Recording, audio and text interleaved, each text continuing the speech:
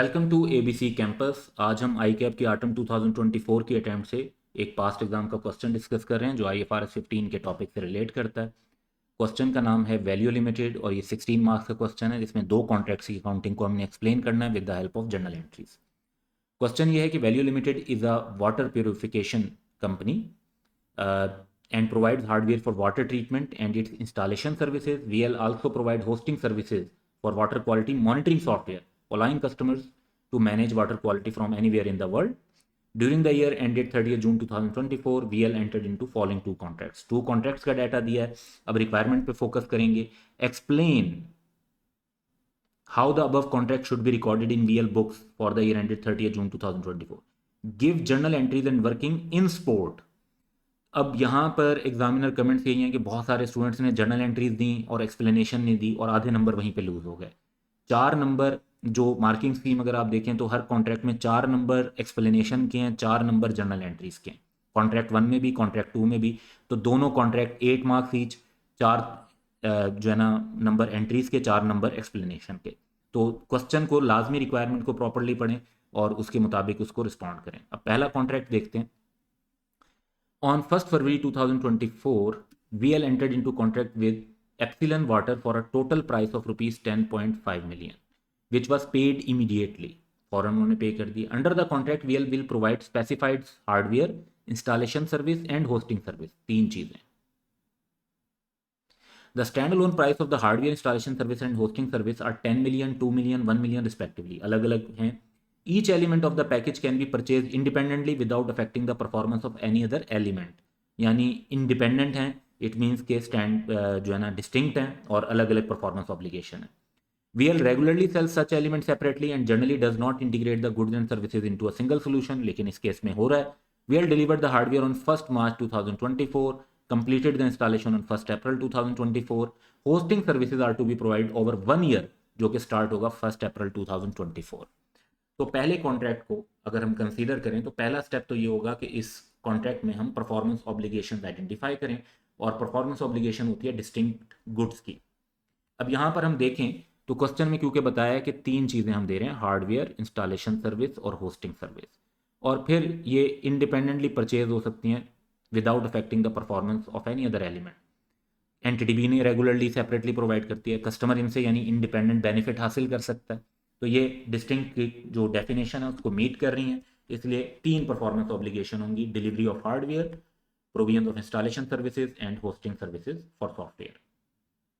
Total transaction price question में बताई हुई है जो कि है 10.5 मिलियन, जिसे हमने एलोकेट करना है हर परफॉर्मेंस ऑब्लिगेशन पर उनकी स्टैंड अलोन सेलिंग प्राइस के हिसाब से। अब जो total stand alone selling price का बनता है वो 10.5 मिलियन से ज़्यादा बनता है, क्योंकि 10 मिलियन हार्डवेयर के, 2 मिलियन इंस्टॉलेशन सर्विस के और 1 मिलियन होस्टिंग सर्विसेज के। तो ये 3 चीज़ें जो हैं ये तो टोटल बनते हैं 13 मिलियन। तो क्लियर नज़र आ रहा है कि क्योंकि टोटल 13 मिलियन बनता है और हम जो पैसे ले रहे हैं वो 10.5 मिलियन ले रहे हैं, तो यहाँ पे एक एलिमेंट ऑफ डिस्काउंट है जिसकी वजह से हमें एलोकेशन करनी पड़ेगी। अब एलोकेशन हम करेंगे तो एक टेबल बना लेते हैं।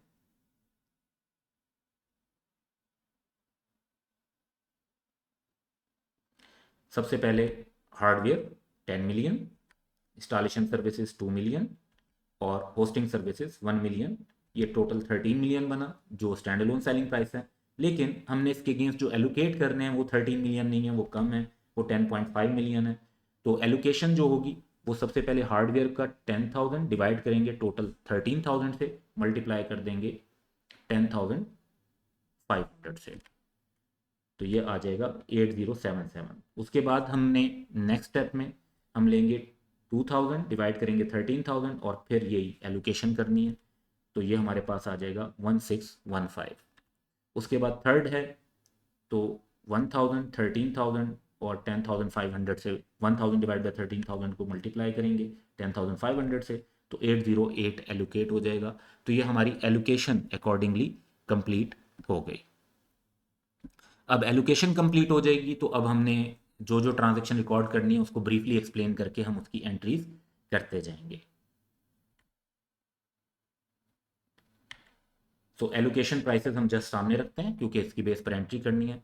अब देखें कॉन्ट्रैक्ट स्टार्ट हुआ है 1 फरवरी को और आपको 10.5 मिलियन उस दिन मिल गए हैं, लेकिन ये पैसे हमें शुरू में कॉन्ट्रैक्ट लाइबिलिटी के तौर पर रिकॉर्ड करने हैं, क्योंकि अभी तक तो कोई परफॉर्मेंस ऑब्लिगेशन सेटिस्फाई नहीं हुई। तो हम बात बताएंगे कि अमाउंट रिसीव्ड को डेफर्ड रेवेन्यू यानी कि कॉन्ट्रैक्ट लाइबिलिटी, डेफर्ड रेवेन्यू को हम कॉन्ट्रैक्ट लाइबिलिटी भी कह सकते हैं, के तौर पर रिकॉर्ड करेंगे, क्योंकि अभी तक कोई भी परफॉर्मेंस ऑब्लिगेशन सेटिस्फाई नहीं हुई।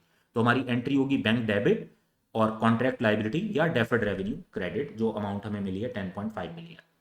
उसके बाद 1 मार्च को हार्डवेयर डिलीवर हुआ है, और हार्डवेयर एक ऐसी चीज़ है जो जिसका कंट्रोल पॉइंट इन टाइम पे ट्रांसफ़र होता है। तो जब हार्डवेयर डिलीवर हुआ तो इस टाइम इसका रेवेन्यू हमें रिकॉर्ड कर लेना चाहिए, जो कि अपॉन डिलीवरी बनेगा। हार्डवेयर का हमने ऑलरेडी कैलकुलेट किया था कि वो बनता है 8077। तो इस दिन हमारा कॉन्ट्रैक्ट लाइबिलिटी या डेफर्ड रेवेन्यू को हम डेबिट कर देंगे और रेवेन्यू ऑफ हार्डवेयर को रिकॉर्ड कर लेंगे 8077 से। उसके बाद इंस्टॉलेशन कंप्लीट हुई है 1 अप्रैल को, तो ये भी पॉइंट इन टाइम पर रिकॉर्ड होगा, क्योंकि इंस्टॉलेशन एक टाइम पर सर्टन टाइम पर कंप्लीट हो रही है। 1615 की अमाउंट है, तो इंस्टॉलेशन की सर्विसेज का कंट्रोल कस्टमर को ट्रांसफर हो रहा है 1 अप्रैल 2024 को। तो इसका रेवेन्यू भी उसी तरीके से डेफर्ड रेवेन्यू या कॉन्ट्रैक्ट लाइबिलिटी को डेबिट करेंगे और रेवेन्यू ऑफ इंस्टॉलेशन को क्रेडिट करके रिकॉर्ड कर लेंगे। उसके बाद जो होस्टिंग सर्विसेज हैं ये ओवर 1 ईयर हैं, यानी ये पॉइंट इन टाइम पर नहीं है, ये ओवर टाइम है, और इनके पैसे हैं 808। अप्रैल से ऑनवर्ड रिकॉर्ड करनी है। अप्रैल से जो आपका ईयर एंड है वो 30 जून है, तो अप्रैल से 30 जून तक ये 3 मंथ्स बनते हैं। तो 3/12 हम करके रिकॉर्ड करेंगे। 3/12 जो है 808,000 का, वो बनेगा 202,000। तो जून एंड पर हम ये रिकॉर्ड कर रहे होंगे जितना टाइम गुजरा उसकी बेस पर। वंस अगेन डेफर्ड रेवेन्यू या कॉन्ट्रैक्ट लाइबिलिटी को हम डेबिट करेंगे और revenue of hosting services record करेंगे, लेकिन सारी अमाउंट नहीं, सिर्फ 3 महीने की अमाउंट 202,000। तो ये 808 को 3/12 किया, 202,000 बना, ये हमने रिकॉर्ड किया। याद रखें कि क्वेश्चन की रिक्वायरमेंट के मुताबिक एक्सप्लेनेशन भी ज़रूरी है और जर्नल एंट्रीज और भी देना ज़रूरी है। तो ये हमारी कॉन्ट्रैक्ट 1 की अकाउंटिंग इस तरीके से कंप्लीट हो गई। अब हम कॉन्ट्रैक्ट 2 पे फोकस करते हैं। कॉन्ट्रैक्ट 2 पर फोकस करें तो कॉन्ट्रैक्ट 2 हो रहा है 1 जून 2024 को। VL delivered 400 units of one of its water treatment hardware product to Zeta Water at rupees 25,000 per unit. VW immediately paid the amount and obtained control upon delivery. फौरन हमने उन्हें चीज़ें दे दी, कंट्रोल भी उन्होंने ले लिया, यानी हम रेवेन्यू रिकॉर्ड कर सकते हैं। Under the contract VW is allowed to return unused item within 30 days, जो कि 30 जून तक बनेगा। At the inception of contract VL estimated के 5% यूनिट, अब 400 का 5% यूनिट बनते हैं 20, के would be return based on historical data. VL cost of product 18,000 per unit है, परपेचुअल इन्वेंट्री सिस्टम यूज करते हैं, और 5% यूनिट रिटर्न होने का चांस है, तो 95% रिटर्न होने का चांस नहीं है, विच इज 380 यूनिट्स।